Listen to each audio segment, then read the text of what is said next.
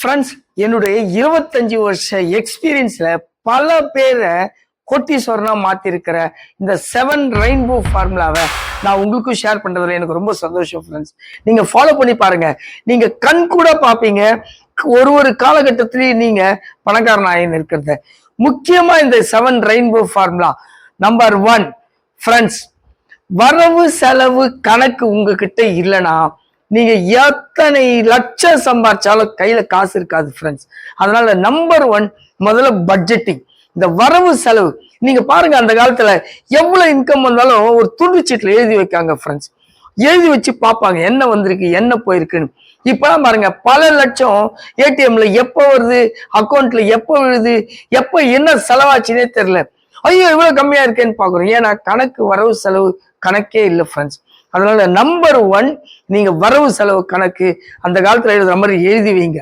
2வது, ஃப்ரெண்ட்ஸ், எப்ப செலவு பண்ணாலும் காசு அது ரிட்டர்ன் வரக்கூடிய காசா இருந்தா நிறைய செலவு பண்ணுங்க. இப்போ ஃபார் எக்ஸாம்பிள், ஏதோ ஒன்று செலவு பண்றோம் அது ரிட்டர்னே வராது அப்படின்னா கண்டிப்பா செலவு பண்றதை கண்ட்ரோல் பண்ணுங்க. இப்போ ஒரு வீட்டுல மொய் எழுதுறோம்னா கூட அது ரிட்டர்ன் ஏதோ ஒரு இடத்துல வரும், செலவு பண்ணுங்க. ஏதோ ஒருத்தர் டெபாசிட் பண்றோம் செலவு வரும், ஏதோ ஒரு பாலிசி எடுக்கிறோம் செலவு வரும், ஏதோ ஒரு மியூச்சுவல் ஃபண்ட் போடுறோம் செலவு வரும். திருப்பி ரிட்டர்ன் வருதுன்னா நீங்க தயவு செய்து செலவு பண்ணினே இருங்க. ரிட்டர்ன் வராதுன்னா ஒரு நிமிஷம் யோசனை பண்ணுங்க, அந்த காசை இப்ப செலவு பண்ணலாமா இல்ல தள்ளி போடலாமா. சேவிங்ஸ் என்ன தெரியுங்களா? Postpone today expense to tomorrow. அதுதான் சேவிங்ஸ் ஆன முதல் ஃபார்முலா.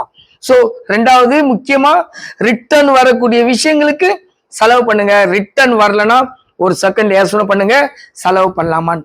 3வது, friends, no loans, no credit card. இதை தயவு செய்து யூஸ் பண்ணாதீங்க.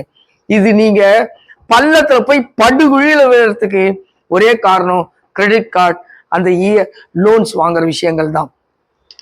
அப்ரிஷியேட் ஆகிறதுக்கு லோன் வாங்குங்க. ஒரு பிசினஸ்க்கு நான் வாங்குறேன் 10% இன்ட்ரெஸ்ட் கட்டினா என்னால 20% சம்பாதிக்க முடியும், தப்பு கிடையாது. ஆனா டெப்ரிசியேஷன் அசட்டுக்கெல்லாம் லோன் வாங்கின கண்டிப்பா திருப்பதி திருவண்ணாமலையில் தான் போய் உக்காரணும். அதனால loan, no loan, no EMI. இது 3வது.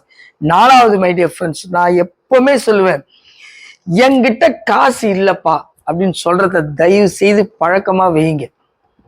யார் எது கேட்டாலும் இருந்தா கூட, ஐயோ காசு இல்லை, நிறைய சேவிங்ஸ் பண்ணிட்டேன், ஆல்ரெடி கமிட்மெண்ட் இருக்கு அப்படின்னு தயவு செய்து பேசுறதுக்கு பழகுங்க. என்கிட்ட காசு இல்லை பாருங்க, மென்டாலிட்டி சொல்லுவாங்க, காசு இல்லைன்னா இல்லாமலே போயிடும். அது வேற. நான் பணக்காரன் மனதளவு நினைக்கணும், நான் சேர்த்துனுங்கிறேன், சந்தோஷமா இருக்கிறேன்னு கண்டிப்பா ஃபீல் பண்ணணும். சேர்த்துன்னு தான் இருக்கிறோம், அதுல டவுட் கிடையாது.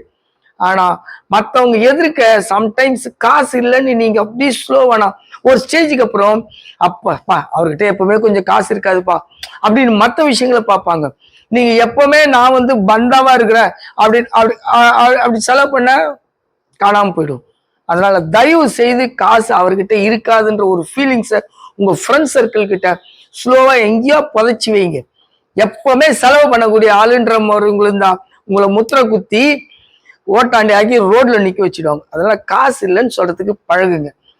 4வது, மை டியர் ஃப்ரெண்ட்ஸ், நான் எப்பவுமே சொல்றது, இந்த செலவே சந்தோஷத்துக்கு செலவு பண்றது, சோகத்துக்கு செலவு பண்றது. என்ன பொழப்பு இது? செலவுக்கு ஒரு ரீசன் வேணுன்றதுக்காக செலவு பண்ண ஆகுமா? இந்த சந்தோஷம் சோகம் இதுக்கெல்லாம் செலவு பண்ற ஆட்கள் தான் எக்கச்சக்கமா எங்கேயோ போய் காசை விட்டுறாங்க ஃப்ரெண்ட்ஸ். அதனால இந்த 5வது, சந்தோஷ சோகத்துக்கு செலவு பண்றதை கண்ட்ரோல் பண்ணுங்க. 6வது, இந்த ஆஃபர் சேல்ஸ்ன்னு ஒண்ணு போட்டு நம்மளை சாவடிப்பாங்க பாருங்க. 50% ஆஃபர், 60% ஆஃபர். என்னவோ இன்னைக்கு போய் வாங்கலன்னா நாளைக்கு குடிமொழி போயிடுன்ற மாதிரி ஏதோ பார்த்தோன்னா குடுன்னு டிஸ்கவுண்ட் இன்னும் போய் விழுந்துருது.